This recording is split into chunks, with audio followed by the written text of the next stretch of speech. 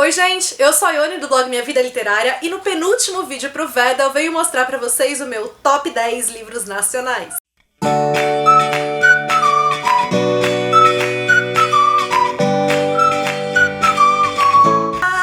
Tá chegando ao fim, amanhã é o último dia de vídeo todo dia, mas vou deixar pra falar de despedida amanhã. Hoje o Veda ainda não acabou, então vamos focar no que eu vim fazer hoje, que é falar dos meus livros nacionais favoritos. Esses nacionais que eu tô me referindo são todos contemporâneos, então a gente não vai encontrar clássicos aqui. Separei aqui algumas categorias pra mostrar pra vocês. A primeira são dos thrillers. O primeiro que eu vou mostrar é de um dos mestres dos thrillers nacionais e é Dias Perfeitos, do Rafael Montes. Esse foi o primeiro livro que eu li do autor. O livro dele que eu mais tenho curiosidade pra ler, que eu ainda não li, é Os Suicidas, que foi o primeiro livro dele, e ele finalmente vai ser relançado agora pela Companhia das Letras, eu acho que ainda pra esse semestre, junho ou julho, se eu não me engano. Aqui a gente vai ter a história do Theo, que é um estudante de medicina, e ele é bastante solitário, até que ele acaba se apaixonando, mas tendo uma paixão completamente doentia, obsessiva por uma jovem. E já que ela não parece, assim, corresponder do jeito que ele queria, ele toma medidas extremas pra poder se aproximar dela. E o livro é uma imersão nos jogos psicológicos que ele faz, na loucura da cabeça ali do Theo.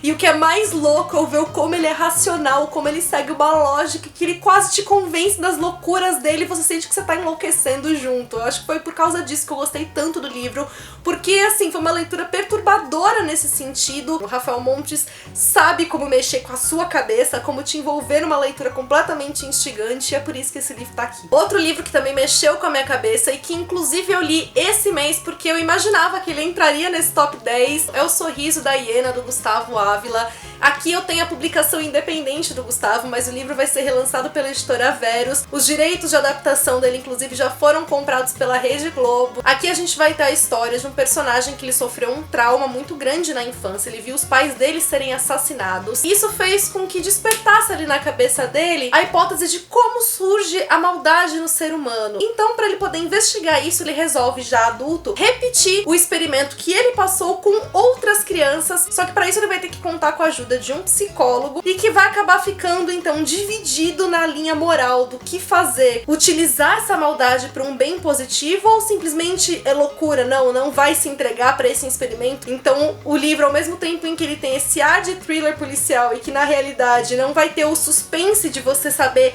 quem é que tá fazendo tudo aquilo, quais as motivações, porque você já sabe desde o início, ele vai ter todos esses debates morais, éticos, que te colocam também pra pensar e que vão te deixar também em choque com a conduta das personagens, que completamente imersa na leitura, e também mostra, então, o grau de envolvimento que o Gustavo Ávila é capaz de proporcionar, e os próprios questionamentos que ele levanta, que também vão meio que dar um nó na sua cabeça. Deixando esse ar dark de lado, indo pra coisas mais água com açúcar, eu vou falar de 4 romances agora. E o primeiro deles, então, é Uma Herança de Amor, da Alicia Barros, que ele foi relançado depois com uma outra capa. Aqui a gente vai ter a história da Amanda, que ela foi criada pela avó materna dela, e quando a avó materna dela acaba falecendo, ela deixa uma herança pra ela, só que com uma condição: ela precisa passar 30 dias com a mãe dela pra ter direito a essa herança, e ela vai a contragosto, porque, enfim, ela não se dá bem com a mãe, e a maneira de como a Alicia Barros criou tudo isso, como ela colocou suspense na história com relação, então, ao passado da Amanda, como ela colocou as cenas de romance,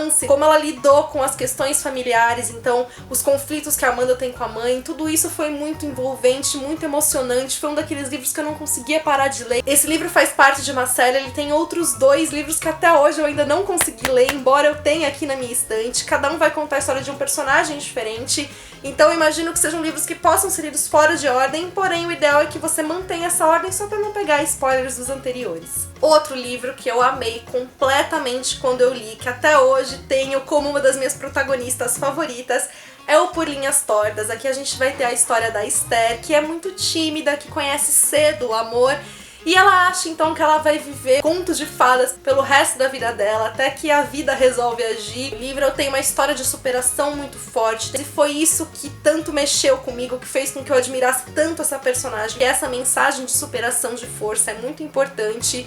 faz com que a história se torne muito envolvente, porque você quer saber o que vai acontecer, você se envolve com a personagem, você quer torcer por ela, ver como ela vai lidar com tudo aquilo, enfim, o livro é extremamente emocionante e eu recomendo demais pra vocês. Outro livro que, assim, é um dos meus queridinhos, que eu amei completamente quando eu li, é o Até Eu Te Encontrar, da Graciela Mayrink, que foi depois relançado pela editora Novo Conceito com outra capa. Aqui a gente vai ter a história da Flávia, que é uma jovem, então, que vai iniciar a vida universitária dela, e ela acaba se mudando de cidade, então, pra iniciar essa nova etapa da vida dela, e nisso ela acaba conhecendo uma mulher que foi amiga de infância dos pais dela, e ela fica querendo, então, saber mais sobre os pais, porque os pais dela morreram quando ela era criança, e entre tudo aquilo que ela vai descobrir, que ela vai ter que começar a lidar, ela também vai ter que lidar com uma paixão não correspondida pelo melhor amigo dela, e para isso ela resolve fazer uma espécie de feitiço pra atrair a alma gêmea dela. E quando ela descobre quem é a alma gêmea dela, ela se arrepende do que ela fez, porque ela descobre que essa alma gêmea dela é uma pessoa que ela não suporta. O clima de amizades que rodeia ali a Flávia é muito gostoso de você acompanhar, sem contar essa própria premissa que acaba sendo bem inusitada, porque quem já ouviu falar de almas gêmeas que não se suportam? Então eu fiquei curiosa pra saber como isso ia ser desenvolvido, como isso era possível, e enfim, eu adorei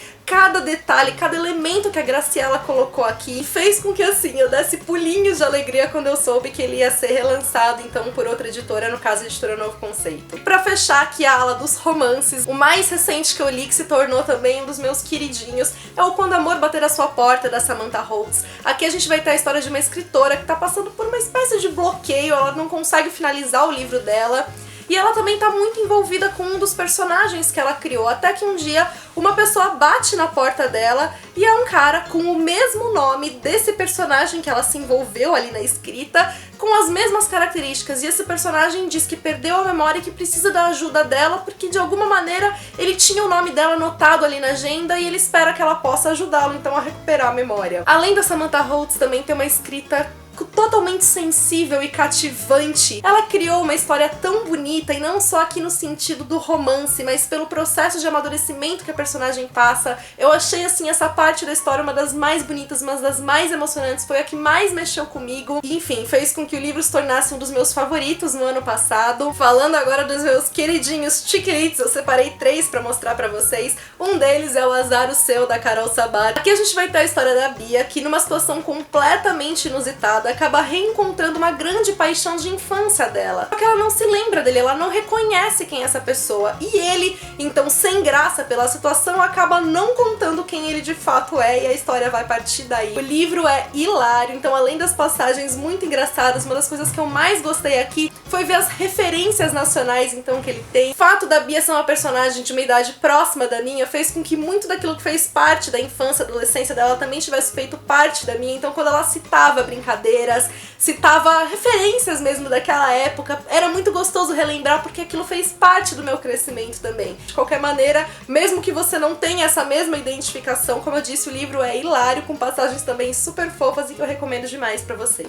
Outro que eu vivo falando pra vocês e que está disponível em e-book na Amazon é o Você Tem Meia Hora. Aqui a gente também vai ter a história de uma Bia, que a Bia é comissária de bordo, acabou de levar um pé na bunda do namorado dela, tá péssima, então ela resolve dar uma repaginada na vida dela pra poder superar tudo isso, e ela acaba se candidatando então pra trabalhar em voos internacionais, e quando ela consegue, muda de país, é quando a vida dela então dá aquela mudada, dá aquela guinada. E não só é muito divertido a gente acompanhar toda essa trajetória da Bia, vendo todos os momentos que ela vai passando, como o livro também acaba te surpreendendo e trazendo assim passagens que eu realmente não esperava. Então ele é um livro que tanto vai ser muito divertido quanto muito sensível, e que te bota pra refletir o que a gente realmente tem que valorizar na nossa vida, no nosso dia a dia. E da rainha dos chiquilites nacionais, não poderia faltar um livro dela aqui, tem o Procura-se um Marido, da Karina Risse. Aqui a gente vai ter a história da Alicia, que após a morte do avô, não só ela tá baqueada pelo luto da morte dele, como ela também descobre que foi excluída do testamento porque o avô dela acha que ela não vai ser capaz de lidar com a herança, a não ser que ela esteja devidamente casada.